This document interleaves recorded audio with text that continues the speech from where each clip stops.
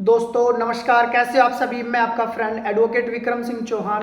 दोस्तों आज की वीडियो में हम बात करेंगे child custody rights in India. तो ये क्या होता है, जैसे कोई भी कपल है, हस्बैंड वाइफ है, और किन्हीं कारण से उनका आपसे डिस्प्यूट हो गया है या वो आपस में डाइवोर्स चाह रहे हैं, तो सबसे पहले जो प्रॉब्लम आती है, अगर उनके पास पहले से कोई बच्चा है तो उसकी कस्टडी किसके पास जाएगी। तो इसमें क्या रहता है कि सबसे पहले बच्चे का वेलबींग और बच्चे की कस्टडी किसको दी जाएगी, बच्चे की भलाई कहाँ पे है, बच्चे का फिजिकली मेंटली, उसकी एजुकेशन, उसके लविंग या उसका फ्यूचर जो डिसाइड होना है, या उसके जो रिलीजियस डिसीजन है वो कौन लेगा, किसको कस्टडी मिलेगी। तो ये सारी की सारी चीज़ें आती हैं आपकी इंडिया के अंदर चाइल्ड कस्टडी के अंदर। तो दोस्तों सबसे पहले इसमें हम जानेंगे कि कस्टडी कितने टाइप की होती है। तो सबसे पहले होती है सोलो कस्टडी। तो सोलो कस्टडी में क्या होता है, सोल कस्टडी भी इसको हम बोलते हैं। तो इसमें सिंगल किसी एक पेरेंट्स को, मदर को या फादर को कस्टडी मिलती है, तो सारे के सारे राइट्स उसके पास होते हैं। दूसरा होता है इसमें आपका लीगल कस्टडी। तो लीगल कस्टडी में जिसके पास बच्चा रहेगा, बच्चे की जो है वो डिसीजन मेकिंग पावर उसके पास है, लेकिन समटाइम जो है वो ज्वाइंट कस्टडी भी दी जाती है, सामने वालों को लिमिटेड टाइम के लिए मिलने के लिए भी समय दिया जा सकता है। उसके बाद आपका आता है next joint custody. Joint custody में यानी दोनों पेरेंट्स को कुछ अधिकार दे दिए कि आप इन मैटर में बच्चे के प्रति आप डिसीजन ले सकते हैं, और दूसरे पेरेंट्स को बोल दिया कि आप इन मैटर में बच्चे के प्रति अपना डिसीजन ले सकते हैं। कई बार क्या होता है कि थर्ड पार्टी कस्टडी भी होता है, यानी अगर कोर्ट को लगता है कि बच्चे के लिए उसके फादर और उसकी मदर दोनों में से कोई भी एलिजिबल नहीं है, तो किसी थर्ड पार्टी को बच्चे के वेलबींग के लिए या बच्चे के बेस्ट इंटरेस्ट के लिए किसी थर्ड पार्टी को भी बच्चे का जो है कस्टडी दे दिया जाता है।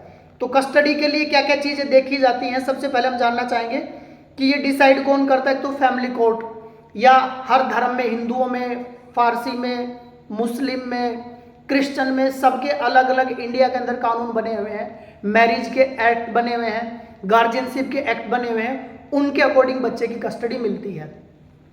मोस्टली वैसे तो पहला अधिकार जो है वो फादर का होता है, लेकिन कहीं ना कहीं अगर बच्चे की उम्र 7 साल, 5 साल या 10 साल से नीचे होती है, तो बच्चा कहीं ना कहीं उसकी मदर के साथ कनेक्ट रहता है, और वहाँ पे जो डिसीजन है वो मदर के पक्ष में ही जाता है। कोर्ट का कभी भी डिसीजन ये नहीं रहता है, या कोई इमोशनली डिसीजन नहीं होता है कि बच्चे की कस्टडी मदर को दी जाए या फादर को दी जाए। कोर्ट हर पहलू से, साइकोलॉजी के लेवल से, फाइनेंशियल लेवल से, बच्चे की वेलबींग के लेवल से, बच्चे के रिलीजन जो भी रहेगा उसके डिसीजन से लेके सारी चीज़ों को कोर्ट एक अपना, जो भी उनके सामने जो पक्ष रखे जाते हैं, दोनों पक्ष जो अपने अपने व्यू वहाँ पे, अपने एविडेंस वहाँ पे देते हैं, उसके अकॉर्डिंग जहाँ पे कोर्ट को लगता है कि बच्चे के लिए इस पेरेंट को या दोनों को या ज्वाइंट में या इंडिविजुअल या किसी थर्ड पार्टी को बच्चे का कस्टडी देना ठीक रहेगा, तो कोर्ट वहाँ पे डिसीजन लेता है। इसमें क्या क्या चीज़ें होती है वो मैं आपको बता दूँ। सबसे पहले बच्चे की पढ़ाई, उसके बाद बच्चे का फिजिकल, बच्चे का इमोशनल जो वेलबींग है, बच्चे के लिए एक स्टेबल एनवायरनमेंट की वो अच्छे से प्रॉपर ग्रोथ कर पाए, एक लविंग एटमॉस्फेयर, एक बच्चे को प्यार भरा माहौल वहाँ पे मिले, फाइनेंशियल स्टेबिलिटी, क्योंकि कहीं ना कहीं बच्चा कल को बड़ा होगा तो उसके भी खर्चे हैं, उसकी पढ़ाई से रिलेटेड या अदर खर्चे हैं, या उसकी एज के अकॉर्डिंग जो उसके प्रेफरेंस रहेंगे, वो सारी चीज़ें। तो कोर्ट इन सारे जो मैंने पॉइंट्स आपको बताए हैं इनको कवर करता है, और इन सब को मद्देनजर रखते हुए जहां उसको लगता है कि बच्चे की कस्टडी इस जगह पे बेटर रहेगी, तो उसके अकॉर्डिंग कोर्ट वहां पे डिसीजन देता है। कई बार क्या होता है कि विजिटिंग राइट्स मिलते हैं। अगर किसी एक पेरेंट को लगता है कि मुझे बच्चे की कस्टडी मिलनी चाहिए थी लेकिन उसको कस्टडी नहीं मिली, तो उसको एक विजिटिंग राइट्स कस्टडी दे दी जाती है। तो उसमें क्या होता है, वो फिक्स्ड डे पे बच्चे को मिल सकता है, जैसे जिस टाइम पे उसके स्कूल के हॉलीडेज वगैरह होते हैं या कोई फेस्टिवल वगैरह होते हैं, उस पर बच्चे से मिल सकते हैं, या उनको वीडियो कॉल पे बात करना या फ़ोन कॉल पे बात करने के लिए एक टाइम दे दिया जाता है कि इस टाइम पे आप बच्चे से बात कर सकते हो और बच्चे के संपर्क में रह सकते हो। तो कहीं ना कहीं हमने जाना कि चाइल्ड कस्टडी के अंदर क्या होता है कि जब किसी पेरेंट्स के, किसी हस्बैंड वाइफ्स के आपस में डिस्प्यूट होते हैं, तो बच्चे के राइट्स किसके पास रहेंगे, बच्चा किसके पास रहेगा, बच्चे का फ्यूचर कहाँ पे सिक्योर रहेगा।